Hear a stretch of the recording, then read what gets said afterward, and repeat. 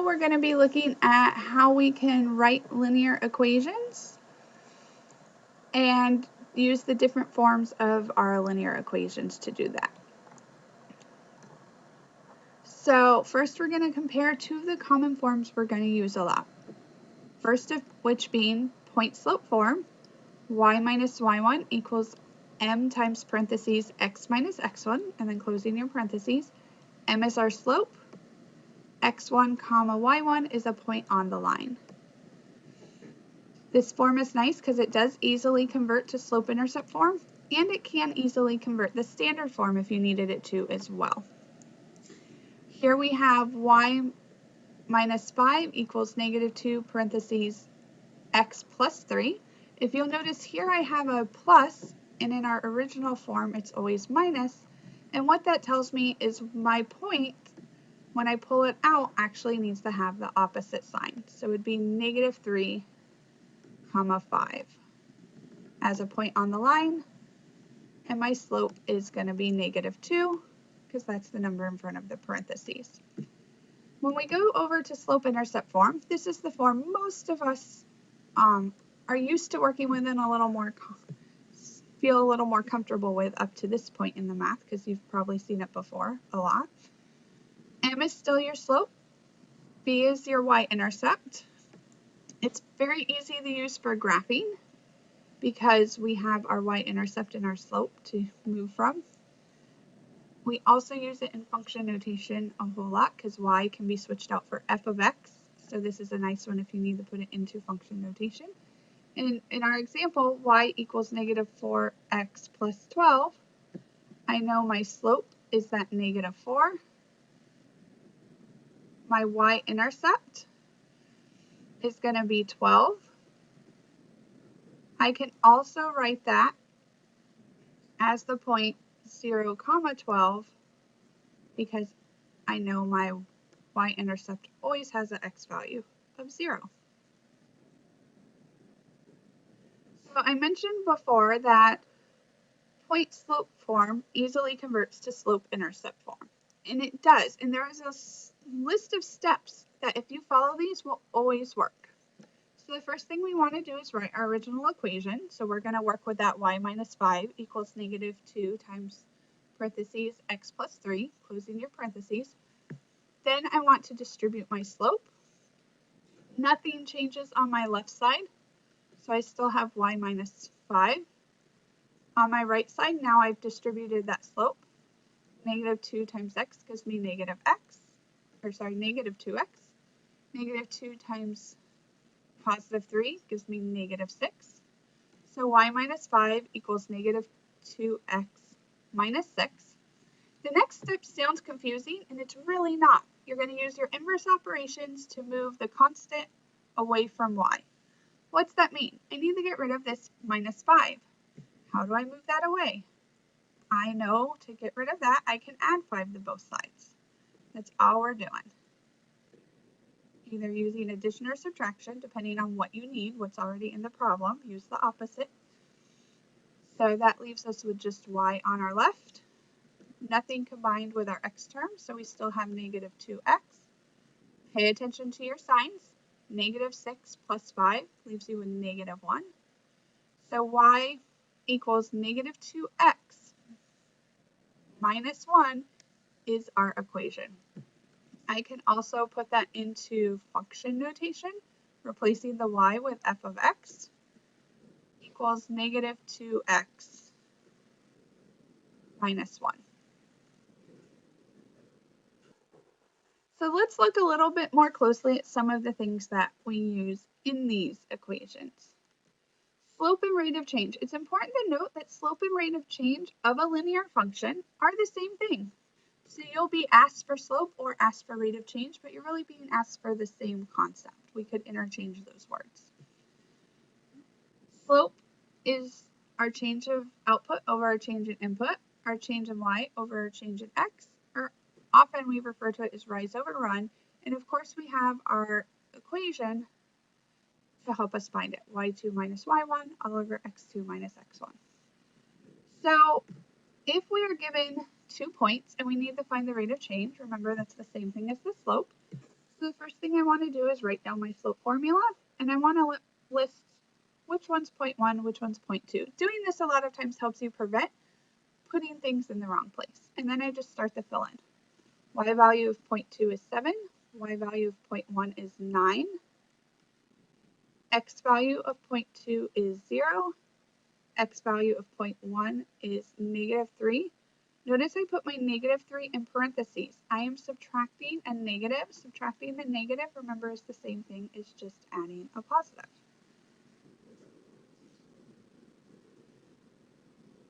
So 7 minus 9 gives me -2.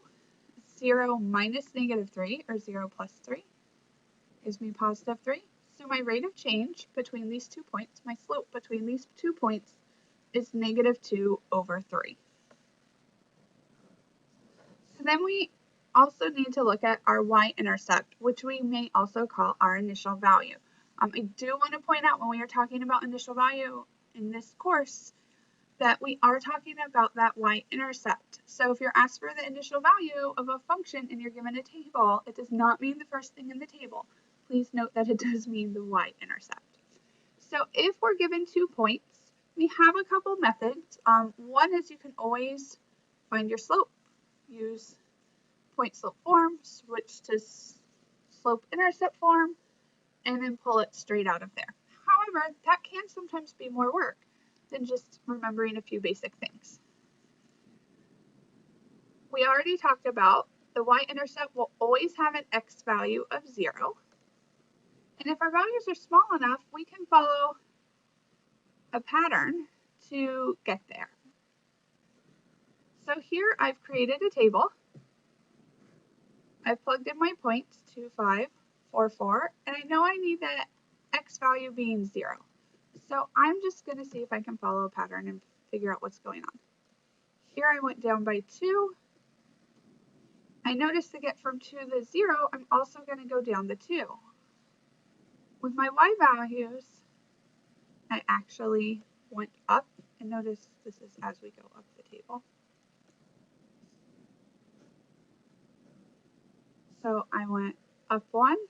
So it's the same pattern on the left side of the table with our x values, so I'm going to follow the same pattern with my y values. I'm just going to go up by 1. 5 plus 1 gives me 6. So here my initial value would actually just be 6.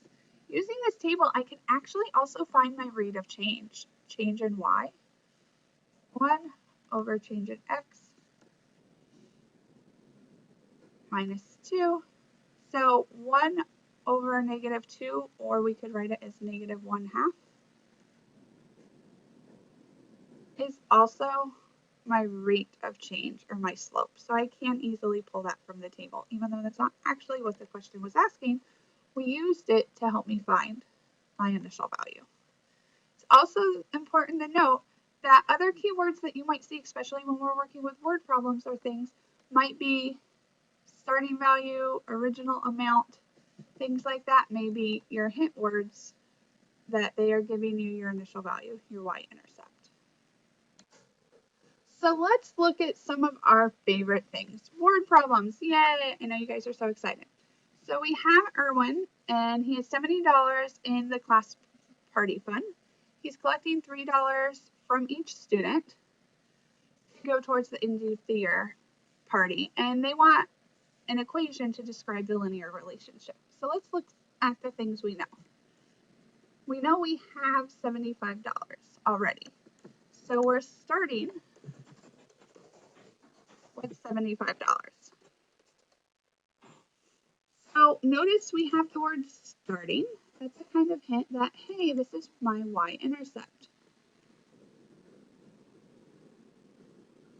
Then we also know we're collecting $3 for each person. So we're going to be adding $3 for each person. So that's a good way to talk about, hey, plus 3 per person for each or per are representing that division sign. So we have something, a rate here going on, dollars per person. So this is our slope or our rate of change. For every new person, we're going to have $3 more. Well, I have a y-intercept and I have a slope, so I can probably go use our form y equals mx plus b.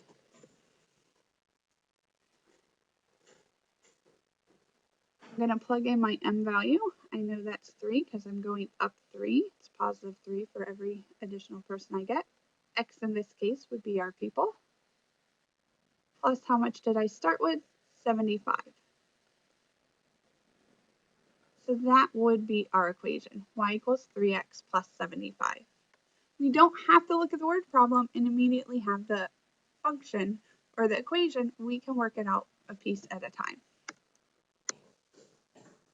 In this case, also remember x is limited to the number of people because that's what it's representing. So we're going to be limited to positive integers and based on however many people are in the class. So sometimes real life problems do have limits on their domain and range. So that's something that you may get questions about, and here's a good example of it. And then for the last thing we're going to do is construct a function. Given this graph, here they don't even actually give us the point coordinates, but we can pull them off the graph. So I know I have the point 5, 4 and 7, 3, and they want a function. Well, I know I have 2 points and that's it. So let me find the slope. We're going to call this 1.1, this 1.2. So again, always write your equation, y2 minus y1, or sorry, your formula, not your equation, over x2 minus x1. So that gives me 3 minus 4 over 7 minus 5. 3 minus 4 gives me negative 1. 7 minus 5 gives me 2. So I know my slope is negative 1/2. Well, now I have a slope and I have 2 points.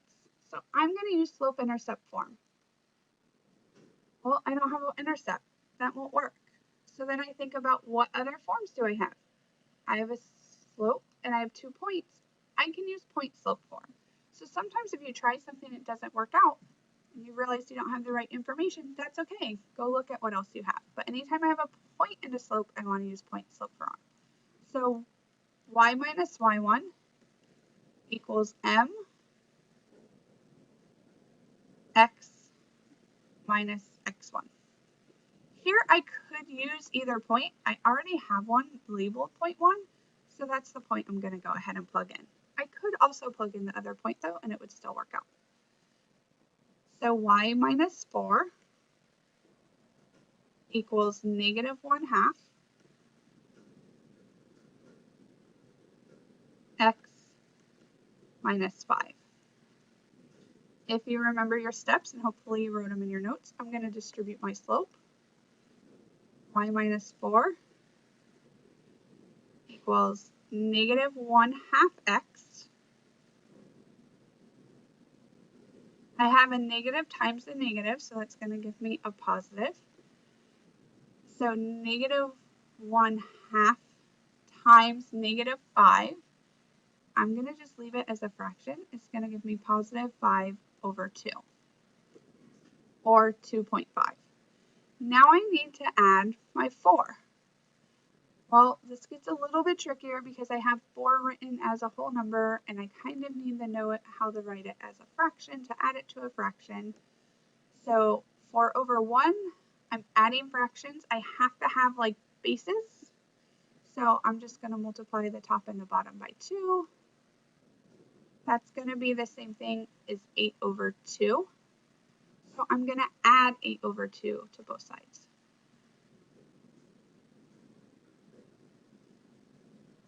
Obviously, if these were whole numbers, and working with fractions, it makes it a little bit easier, but this isn't impossible just because we have fractions. So I am left with y on my left side equals still the -1/2. Don't forget my x, like I almost did, plus 5/2 plus 8/2. 5 plus 2 gives me 13/2. So my formula or equation is y equals -1/2 x plus 13/2. If I want to write it as a function, just replace f of x with y. F of x equals -1/2 x plus 13/2.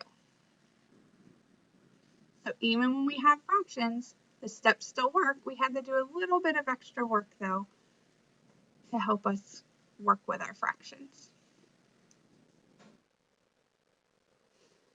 And then of course we have met all of these objectives. We have written a linear equation, we've created linear equations, we've been working with our initial values, our rates of change, and of course we're obviously able to now calculate slope. We've had lots of work and practice doing that. I hope this helped you, and if you need to, feel free to rewind and rewatch parts of the video.